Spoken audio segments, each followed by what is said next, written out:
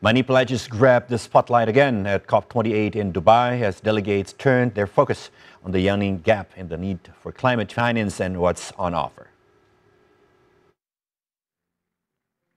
The United Arab Emirates, the host of this year's conference, pledged $270 billion in green finance by 2030 through its banks, and several development banks made fresh moves to scale up their funding efforts, including by agreeing to pause debt repayments when disaster strikes. Many MDBs have announced they will offer climate-resilient debt clauses in their loans that pause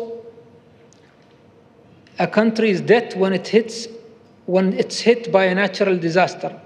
On adaptation, I also welcome the announcement from the Islamic Development Bank to allocate over $1 billion in climate finance to countries affected by conflict and humanitarian crisis. These are just a few examples of the good initiatives that have been announced in the past few days by MDBs. Additionally, the IMF has made good progress on supporting climate resilience through the use of special drawing rights. The UAE is supporting the IMF's efforts through our pledge of $200 million to the RST Trust as announced during COP. Vulnerable countries that are already being hit by costly climate disasters are asking for billions more through a newly formed disaster fund, although current pledges are only about $700 million.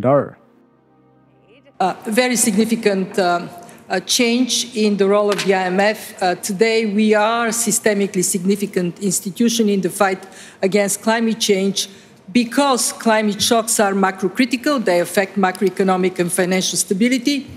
And the opportunity of the green transition is a pathway to green jobs and green growth. What it means for us at the IMF is that we now integrate climate considerations in our macro analysis, in stress testing of the financial system, in the data work we do at the IMF, and of course in terms of financing. This is since we got a great start from our minister with specificity. Let me tell you, we have exceeded our target for the Resilience and Sustainability Trust. The amount of cash needed for energy transition, climate adaptation, and disaster relief is overwhelming. A report released on Monday estimated that emerging markets and developing countries will need $2.4 trillion a year in investment to cap emissions and adapt to the challenges posed by climate change. The COP28 talks began on Thursday, November 30, with an agreement to create a loss and damage fund that has already been mobilized millions of dollars. First climate action plan